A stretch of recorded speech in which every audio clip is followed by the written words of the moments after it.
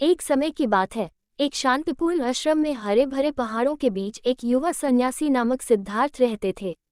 सिद्धार्थ अपने अशांत मन के लिए प्रसिद्ध थे, जो हमेशा भूतकाल या भविष्य में विचरण करता रहता था, वास्तविक रूप से वर्तमान की अनुभूति करने के लिए कभी नहीं।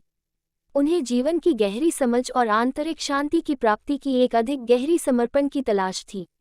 एक दिन, जब सिद्धार्थ मंदिर के बगीचे में घूम रहे थे, उन्हें गुरुजी नामक एक वृद्ध सन्यासी मिले। गुरुजी शांति और ज्ञान की एक ऊर्जा विस्तार करते थे। सिद्धार्थ ने गुरुजी के शांत चेहरे को देखकर उनसे मिलने का निर्णय लिया और अपनी इच्छा व्यक्त की कि वे संयम की कला सीखना चाहते हैं।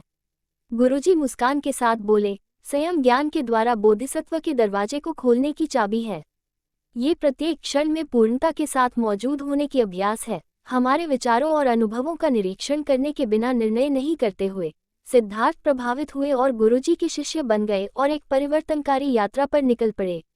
गुरुजी ने सिद्धार्थ को कई संयम तकनीकें सिखाईं, जैसे कि ध्यान केंद्रित श्वास, शरीर की जांच और संयमित चलने की तकनीक। सिद्धार्थ ने धैर्य से इन तकनीकों का अभ्यास किया, जिससे उनके विचारों, भावनाओं और शरीर की अनुभूतियों में अधिक जागरूकता होती गई। सिद्धार्थ ने अपना संयम अभ्यास गहनता से जारी रखते हुए अपने आप में एक गहरा परिवर्तन महसूस किया। उनके मन की अविरामित बातचीत धीमी होने लगी और उन्हें शांति और स्पष्टता की एक गहरी अनुभूति होती थी। वे जीवन की सरल खुशियों में आनंद लेना सीखते थे, जैसे कि सूर्य की गर्मी चेहरे पर या एक खाने के एक टुकड़े की स्वाद। हर दिन बीतते समय के साथ सिद्धार्थ अधिकतम ज्ञान की ओर बढ़ रहे थे।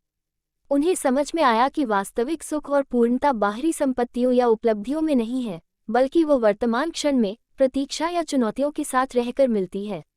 एक दिन, जब सिद्धार्थ बोधिवृक्ष के नीचे ध्यान कर रहे थे, एक गहरी प्रबोधना उन पर छा गई। उन्हें उसमें सबकी अस्थायिता और जीवन के अभिप्राय के साथ संबंधितता का अनुभव हुआ। उन्हें सभी प्राणियों के प्रति दया की गहरी अनुभूति हुई, जिन्हें उनके दुख और सुख की इच्छा थी। नई ज्ञान के साथ सिद्धार्थ को गौतम बुद्ध के रूप में जाना जाने लगा, जो जागृत थे। उन्होंने अपना जीवन मनवाने, दया और संयम के सिद्धांतों को फैलाने में समर्पित किया और अनगिनत आत्माओं को उन्मुख करने पर मार्गदर्शन किया।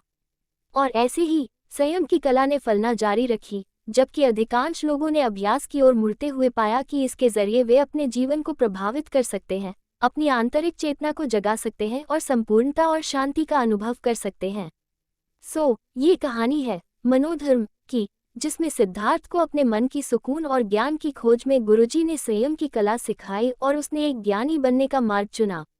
इस कहानी से हमें ये शिक्षा मिलती है कि संयम और ध्यान के माध्यम से हम अपने मन को संयोजित करके अपने जीवन को पूर्णता और उच्चतम अवस्था की ओर ले जा सकते हैं।